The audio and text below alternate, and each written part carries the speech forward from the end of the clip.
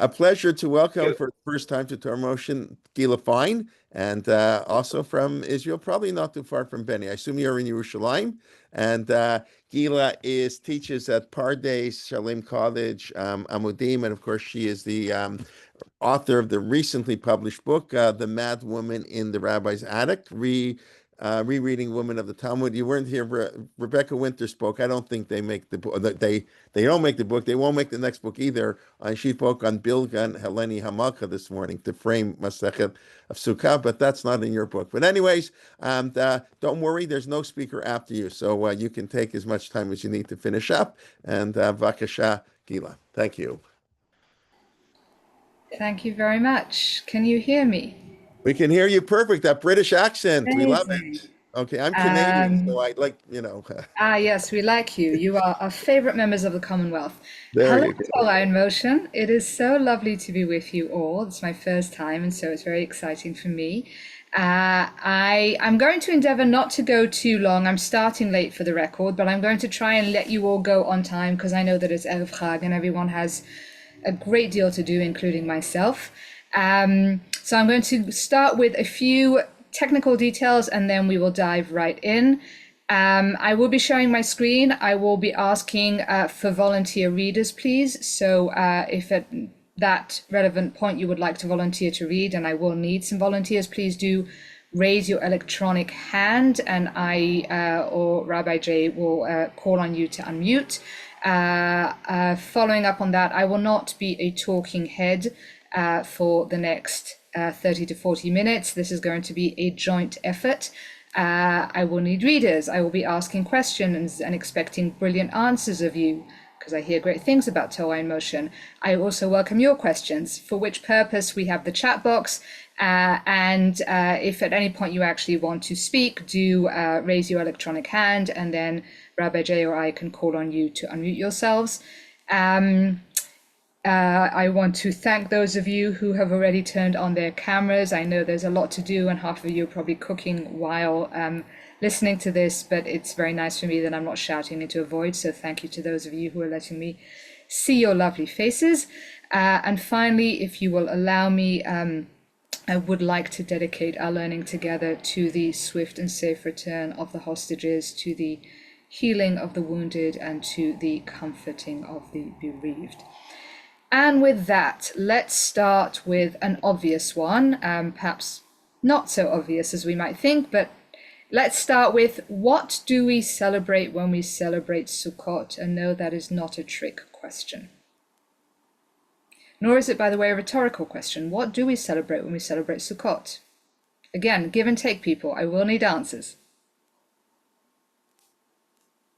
Either by chat, or if you want to just unmute yourselves and talk, you can do that too. Wandering in the desert, says Susanna. So what's the connection to Sukkot?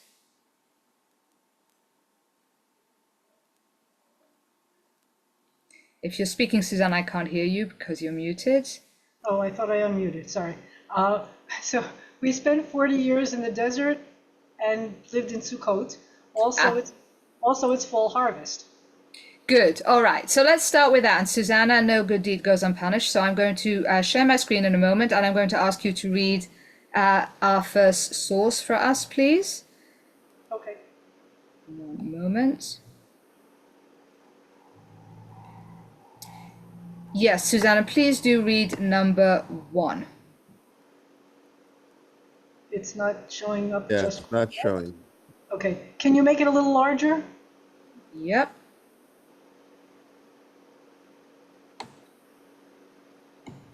Okay. The Lord spoke to Moses, saying, "Say to the Israelite people, on the 15th of this 7th month, there shall be the Feast of Tabernacles to the Lord, to last 7 days. On the first day you shall take the product of hadar trees, branches of palm trees, boughs of leafy trees, and willows of the brook, and you shall rejoice before the Lord your God 7 days. You shall observe it as a festival of the Lord for 7 days in the year. You shall observe it in the 7th month as a law for all time throughout the ages. You shall live in tabernacles 7 days. All citizens in Israel shall live in tabernacles, in order that future generations may know that I made the Israelite people live in tabernacles when I brought them out of the land of Egypt. I, the Lord your God. I think to be, I am the Lord your God. Thank you very much. All right, so we celebrate the festival of Sukkot because to commemorate the living in tabernacles according to the book of Leviticus. What is the question that comes to mind when we read the Torah's explanation? In fact, I can think of two very obvious questions that come to mind at reading this explanation. There's a lot of repetition. There is a lot of repetition, but I want to zoom in on the idea that we lived in tabernacles, hence we are celebrating the festival of tabernacles. Okay, and so the other question is, what's this got to do with the lulav and the leafy trees and all that? So again, I'm not looking at that right now. I'm looking specifically at the tabernacles. If we lived them for 40 years, why are we celebrating it now in the 7th month? Why now? Why in this particular point in time? Well, I imagine that has to do something with the spacing out of the three festivals, and again, the agricultural aspect of the harvest festival. Any other questions that come to mind? Again, you can just unmute yourselves. You can use the chat. Are Sukkot mentioned elsewhere in the narrative of the entire time in the Midbar? Fantastic, Joyce. The answer is no, and that is one major question. Any other questions? Oh, well, that's an ancillary to that question. We lived in tents, but that's not the word. Ohel is not Very Sukkah. good, very good. Any other questions? The clouds don't sound very much like tabernacles. And yet that's the Fantastic. explanation given. Good. All right, so I'm going to start with one earlier question, and then we'll talk about where did the Israelites actually live. My first question upon reading this is the following. Let's look at Sukkot within the context of the trilogy that is our three festivals. On Pesach, we celebrate our physical redemption. We celebrate the Exodus, being taken out of Egypt with a mighty hand and an outstretched arm.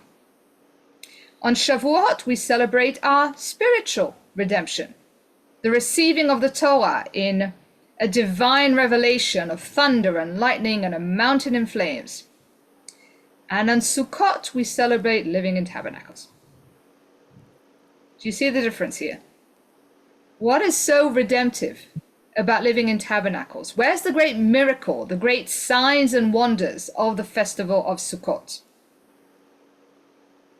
Unless you want to say that tabernacles is actually just the one tabernacle, that we had the Mishkan. That's pretty. Except that's not what the Torah tells us. I know, but you can think it too. Okay.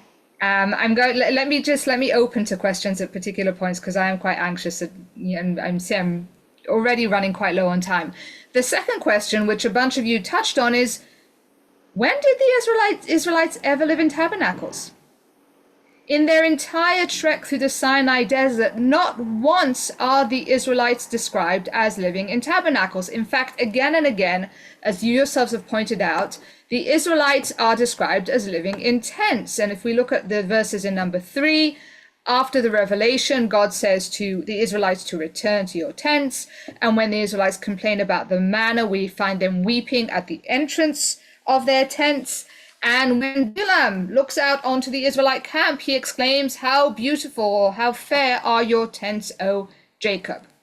So the Israelite camp critically was a camp of tents, not tabernacles.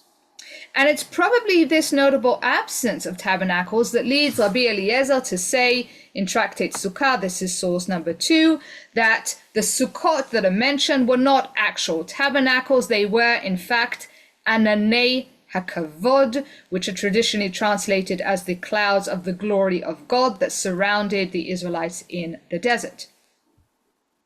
But that doesn't really answer the question, because if we are in fact talking about clouds, why does the Torah not use the word clouds? It speaks about Amud He'anan often enough when it wants to. Why does it insist on using the word Sukkot here? And why is the climax of Sukkot Shmini Atzeret? There are many, many questions that we can ask, but we do not have time in the 20 minutes I have left. So why is that the climax? That's a very good question, not one that I'm going to touch on right now, again, with my very, very short period of time. But I put it to you, or at least this was my thought, because I was bothered by this question for many years. And a number of years ago, I decided that the true key to understanding Sukkot, both the holiday and the habitat for which it is named, is looking at the places in the Bible where Sukkot are in fact mentioned. And more specifically, looking at Sukkot within the development of biblical architecture. And so my next question to you is this, and let's do this by chat at this stage. What is the first man-made habitat in the Bible? The first man-made home by chat. Can anyone guess what it is? The ark, before the ark. It's not Abraham's tent, Steph, but it is in fact a tent. No, we're going to do, I'm sorry, we're going to do this by chat because I want to move quite rapidly. What are you saying? So where do we find the first tent in the Bible?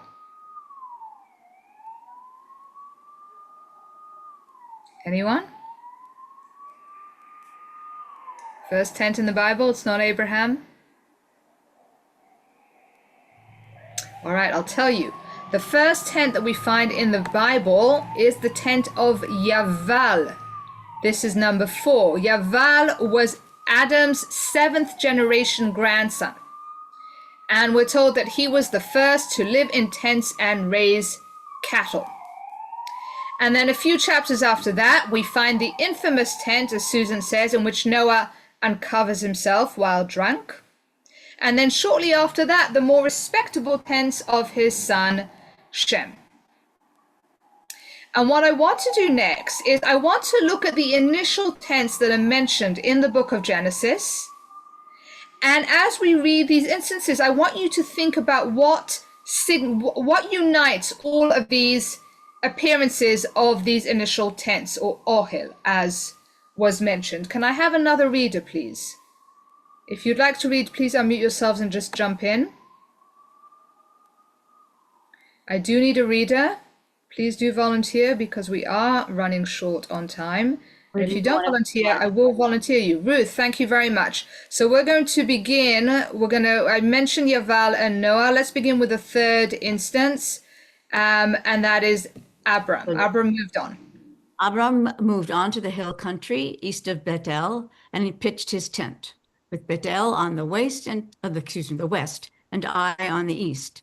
So Lot chose for himself the whole plain of the Jordan, and Lot journeyed eastward. Thus they parted from each other.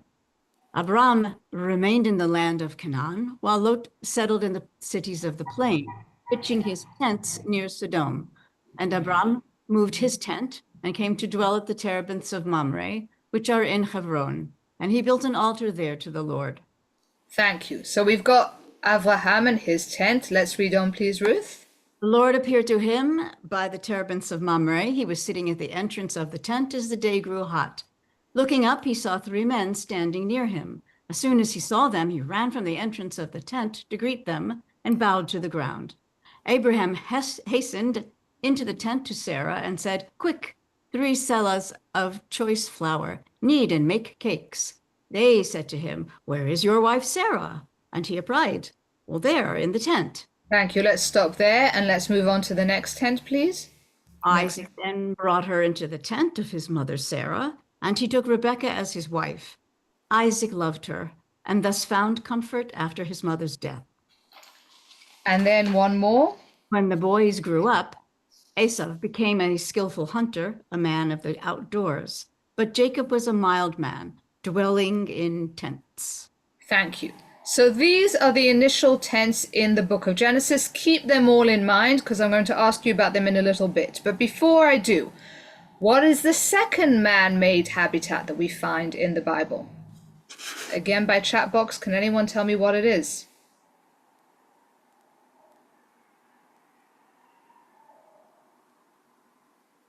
Any guesses?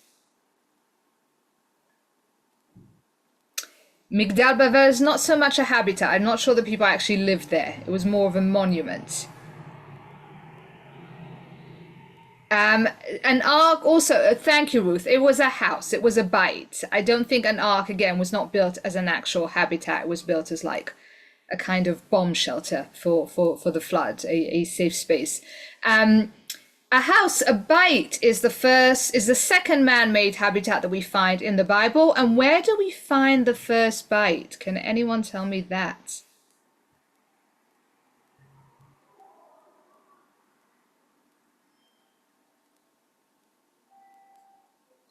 First bite, anyone?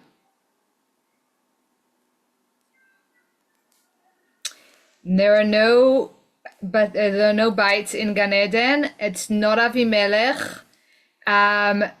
Okay, thank you, Ruth. When I say bite, I don't mean bite in the sense of family or dynasty. I mean the actual structure of wood or stone. Not the Mishkan, a lot earlier. The first bite that we find in the Bible, not coincidentally, is in the city of Sodom.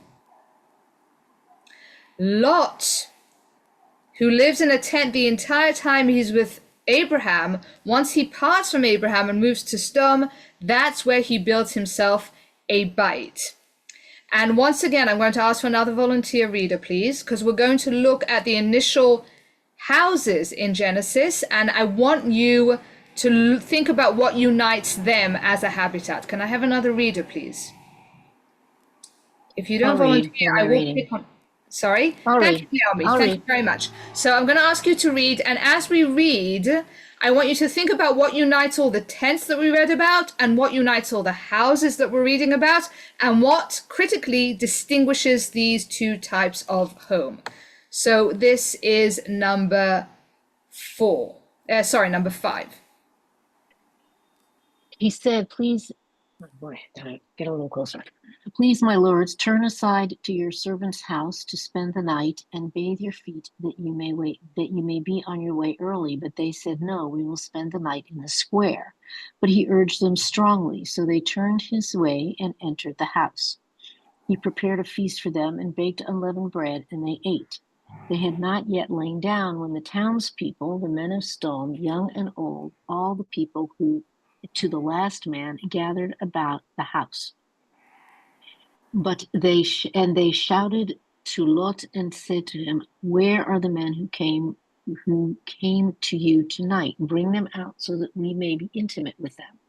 So Lot went out to them to the entrance, shut the door behind him. He said, I beg you, my friends, do not commit such a wrong. Look, I have 2 daughters who have not known a man. Let me bring them out to you, and you do with them as you please, but do not do anything to these men, since they have come under the shelter of my roof. And they said, stand back. The fellow came here as an alien, and already he acts like the ruler. Now we will deal worse with you than with them. And they pressed hard against the person of Lot and moved forward to break the door. But the men stretched out their hands and pulled Lot into the house with them and shut the door. Thank you. Let's stop there. And let's move on to the next bite, the next house that we find. Lavan came out to the man at the spring. When he saw the nose ring and the bands on his sister's arms, on his sister's arms, he went back and he went up to the man who was still beside the camels and the spring. Come in, O blessed of the Lord. He said, why do you remain outside? And I have made you ready the house and a place for the camels. Thank you. And the next house? Yaakov answered Lavan, point out what I have of yours and take it. And Yaakov did not know Rachel had stolen them. So Lavan went into Yaakov's tent and Leah's tent, and the tents of the 2 maidservants, but he did not find them. Leaving Leah's tent, he entered Rachel's tent. Now Yaakov became incensed and took up his grievance with Lavan. Yaakov spoke up and said to Lavan, what is my crime? What is my guilt that you should pursue me? You rummaged through all my things, and you have found what have you found of all your household objects? Thank you. 20 years. Stop you there. Okay. And then there are two Okay. more examples we won't read, but you can find them now on the screen. One is the house of Shechem, where he rapes Dinah, and the other is the house of Potiphar, where Potiphar's wife essentially attacks Joseph. And so given all of these examples of the first tents and the first houses in the Bible, in the book of Genesis, what is in fact the difference between a tent and a house? See if you can find some patterns here. Tents are safe, says Steph, and houses are not. Houses are a place of villains. Tents are where the good guys live. Fantastic. Houses are a place of evil. Good. Any other thoughts?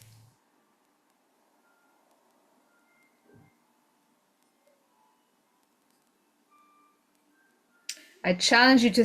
The wicked live in houses. They're sedentary, and our ancestors live in tents. They are nomads before entering the lands of Israel. Good.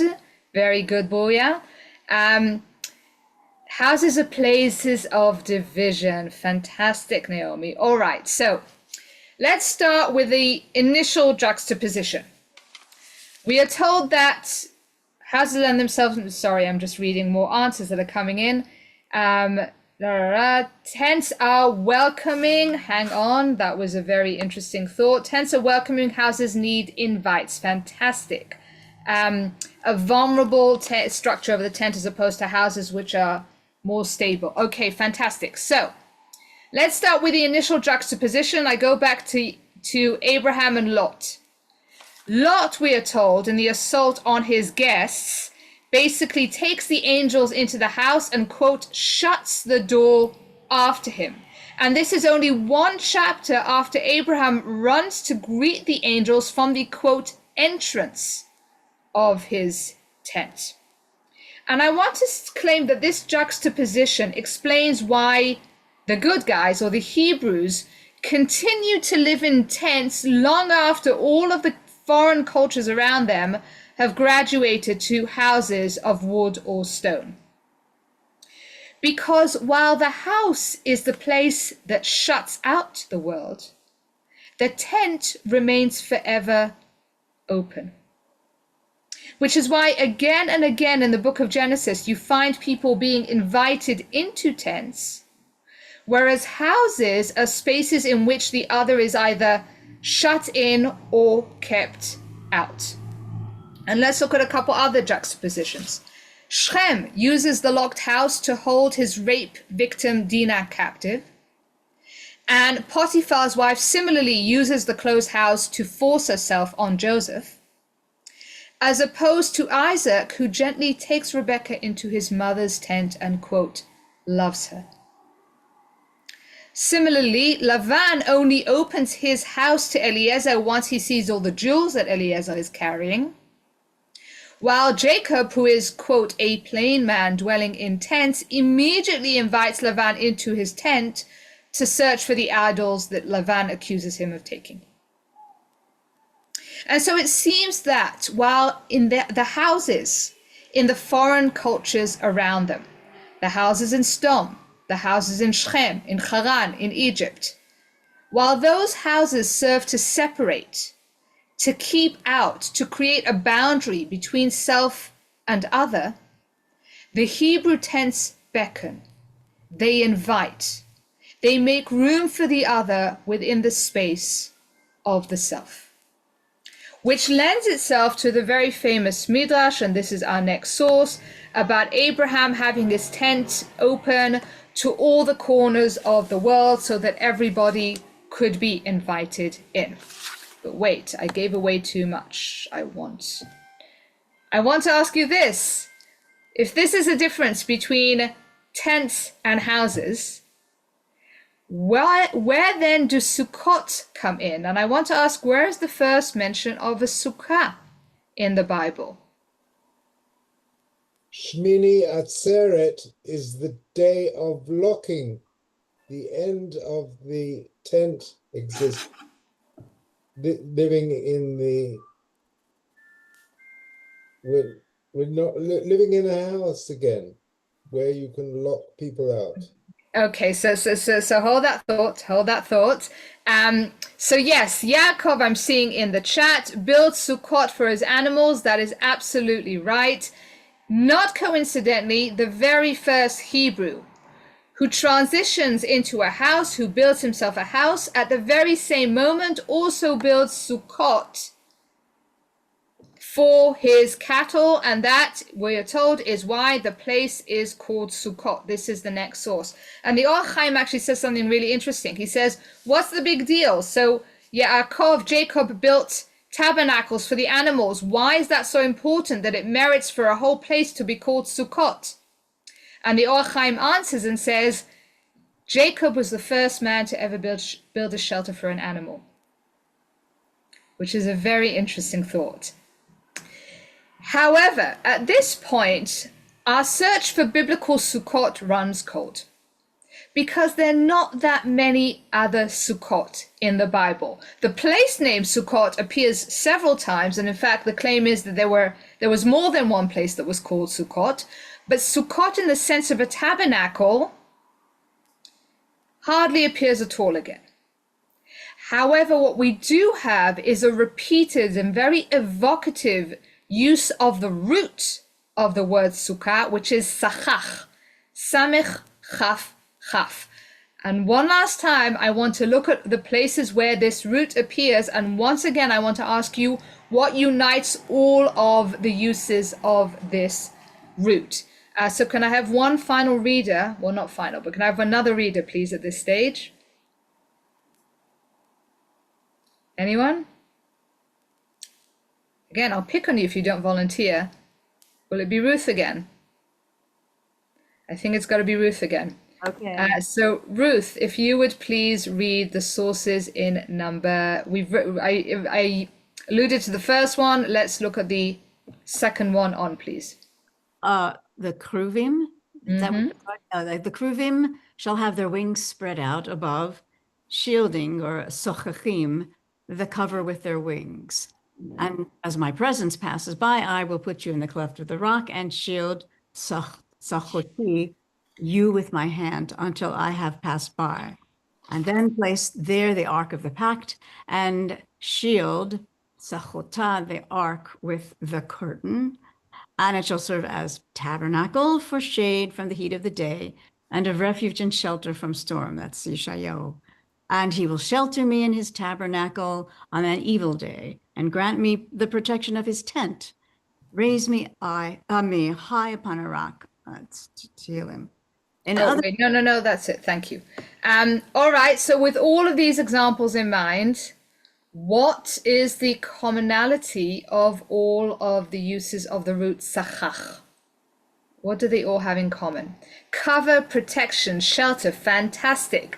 The root sachach, or sukkah, sukkot, denotes a safe space. It is a place of refuge and of shelter, but critically, it is a place of refuge and of shelter that is provided by another. So Jacob builds tabernacles for his cattle, and the Kruvim, the cherubs, protect the ark, and God erects a sukkah to shield Jerusalem. And so once again, if the house is the space from which we shut out the other, and the tent is the space into which we invite the other, the sukkah is the space we create for the other. It is a space in which the other can dwell, not as a guest, not as an object of hospitality, but as a master of his own home. And here, I'd like to claim, lies the great redemption of the festival of Sukkot. The Sukkot in which God placed the Israelites gave them a privacy, a dignity that they would have never known in Egypt. We know that in ancient Egypt, the slaves were typically housed together in these very large barn-like structures. Ruth, I think you're going to have to read the next one for us, please. In other ancient societies, such as Egypt, this lack of concern with the individual made slavery an acceptable and common practice, and slaves, by definition, were not full participants in the community. They had no individual rights and likewise no privacy right. In fact, many were housed together in barn-like accommodations like animals. Nice. And their masters traded or bred them like property. Thank you. Let's stop there in the interest of time. In her very famous treatise, A Room of One's Own, Virginia Woolf discusses why all the great masterpieces, all the great works of art were created by men, not women.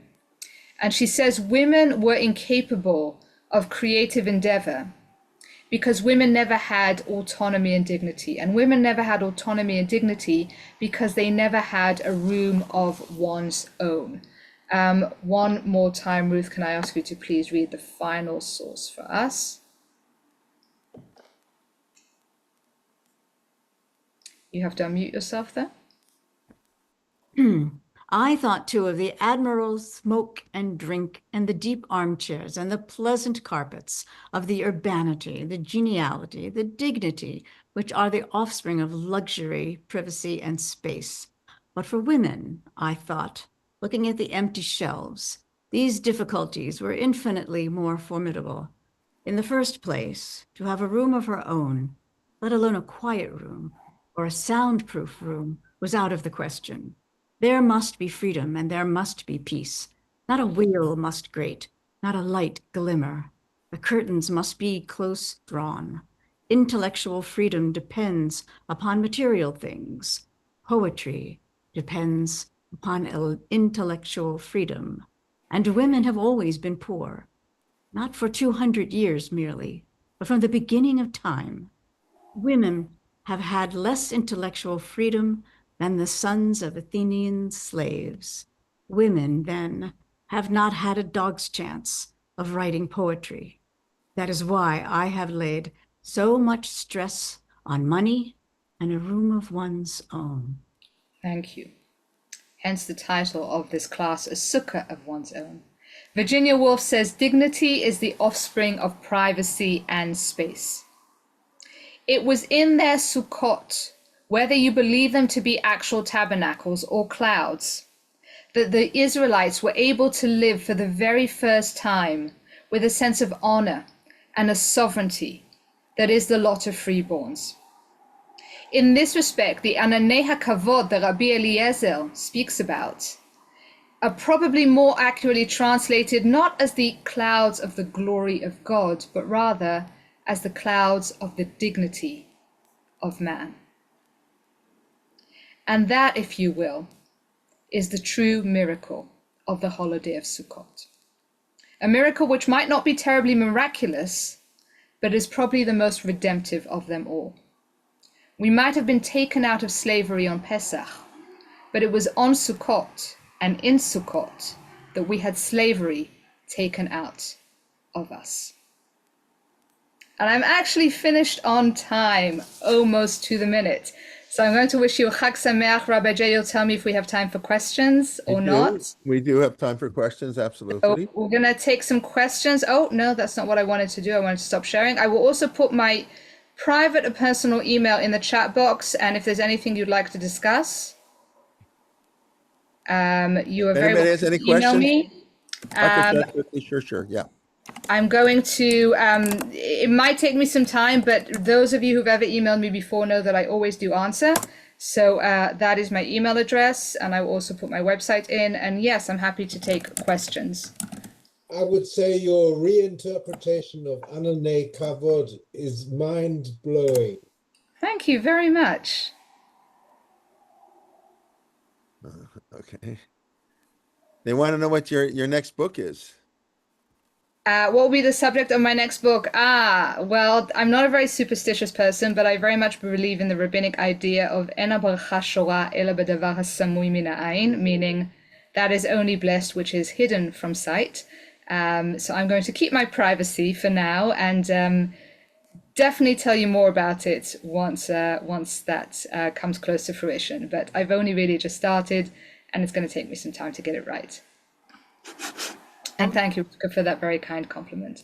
Thank you, Gila. This is amazing to think that these Sukkot that started out as slave quarters turn into rooms of their own.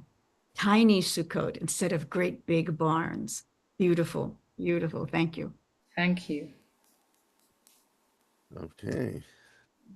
Okay, I'm open to that if Gila is. We can talk later.